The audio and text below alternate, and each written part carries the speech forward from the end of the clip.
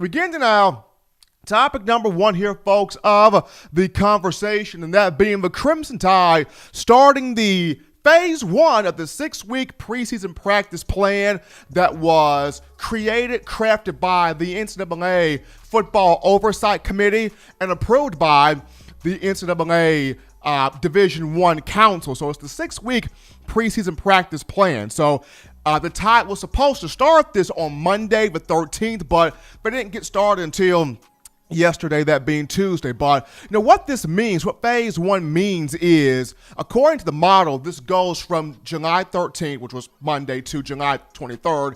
This starts the mandatory workout. So now the Tide goes from the in-person voluntary workouts to now they're mandatory. You meet with your respective strength and conditioning coaches for up to 8 hours per week for target strength training, target conditioning training, speed training, injury prevention things, just getting yourself in the right mindset and the right mode for football. And just to me, I would feel like with David Ballou and Dr. Matt Ray, both guys very keen on social distancing, what they would be doing right now is you would probably have maybe the first group, the first positional unit, whether that be offensive lineman, defensive lineman, what have you.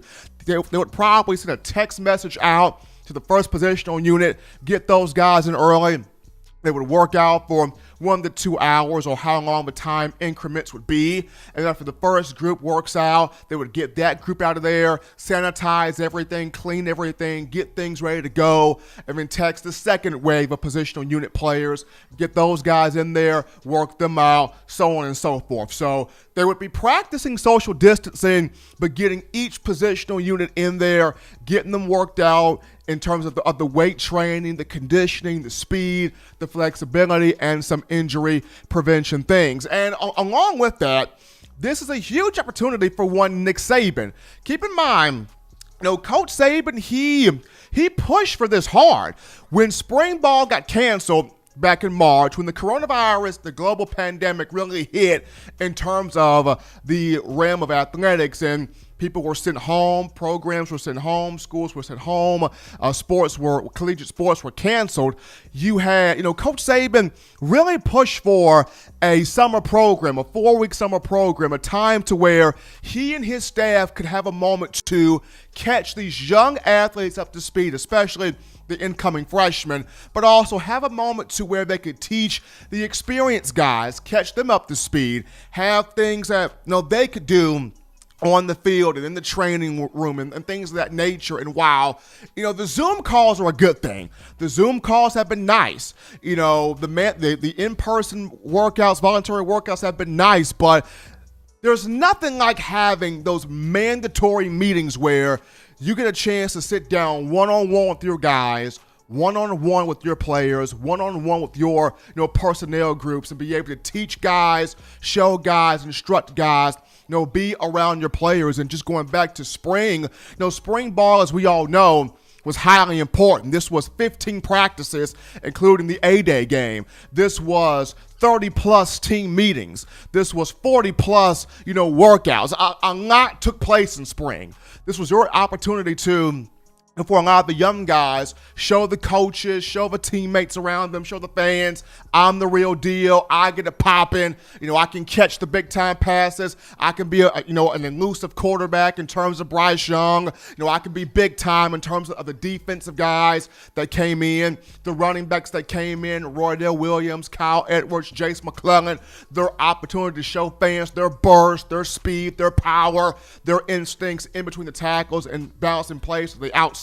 So spring ball meant something. Spring ball was going to be, huge in getting guys acclimated, and then you would have that time to go home for the summer, spend some time with family and friends, and then come back on campus for 7-on-7 things, 11-on-11 things, defense versus offense type drills before diving into fall camp. So without having spring, Coach Saban in Alabama, it needed an opportunity to train some players, to train some guys, to teach the system, to, go through a sense of getting guys prepared, especially for the ones that are going to be on the field that are going to play. And this is what we saw Coach Saban take part in a lot of either radio interviews or TV interviews, talking to different people of national media, discussing how, college football, we need a summer program. Whether it's 4 weeks, whether it's 6 weeks, really doesn't matter.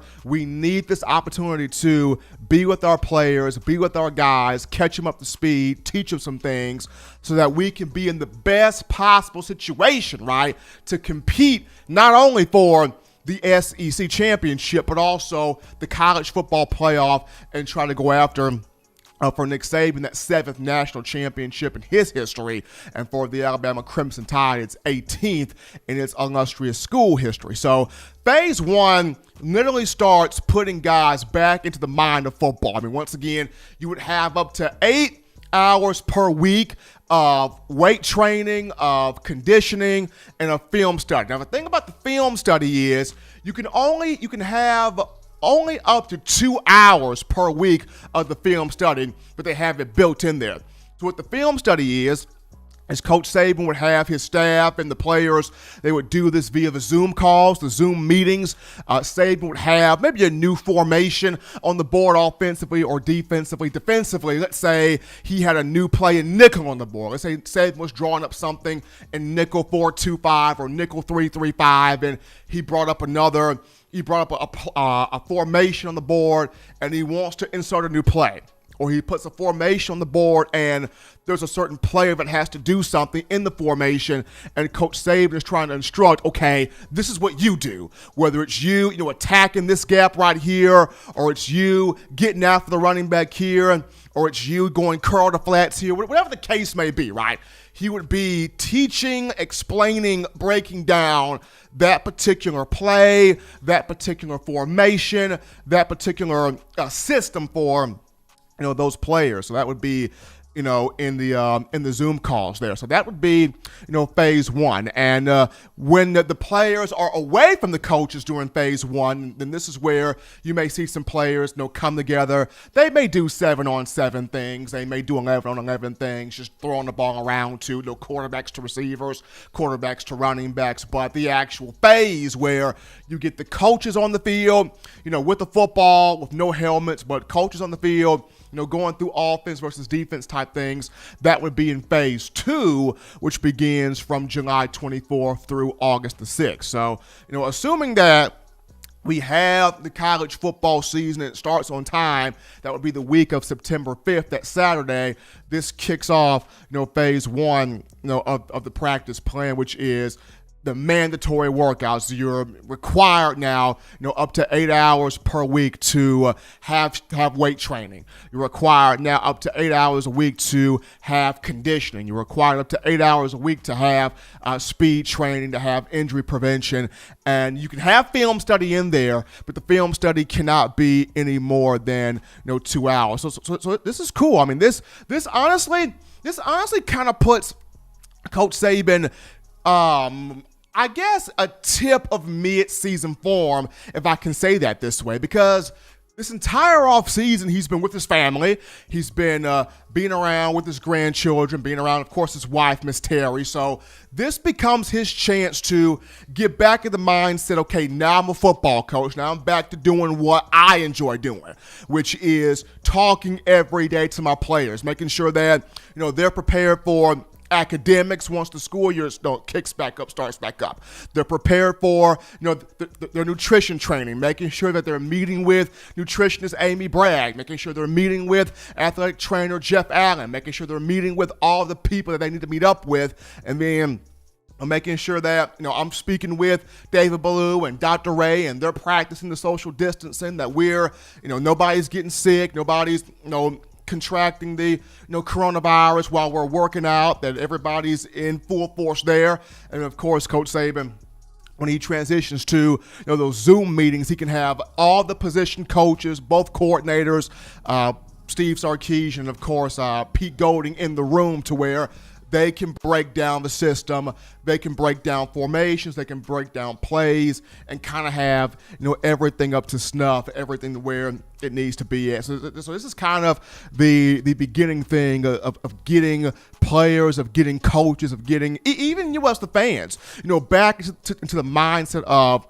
wanting football, desiring football, having football. And what makes this big for Ballou and Rhea, just as a kind of a serious point here, is this gives them the opportunity right now in mandatory workouts to show how much more they are advanced, than one Scott Cochran. When the hire was made back in March to bring Ballou and Rhea in here, both from Indiana, everybody was excited. They talked about these two guys are scientists. These two guys are the mad scientists, the Dexter's Laboratory, the pinky and the brain, if you will. These two are building the perfect athlete, perfect playmakers in the field. They're building Terminators.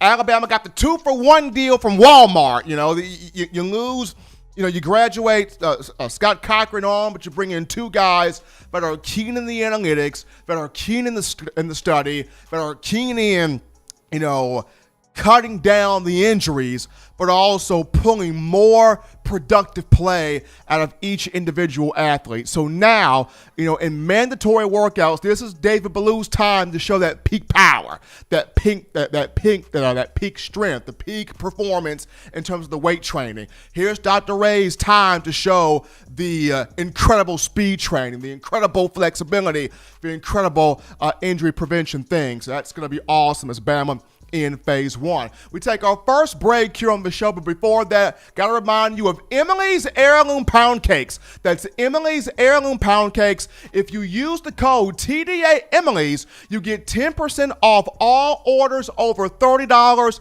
Link will be found in the description. So when we get back from the break, we entertain your phone calls, your thoughts, your tweets, your chats, your questions, your concerns. Bring them in here after this.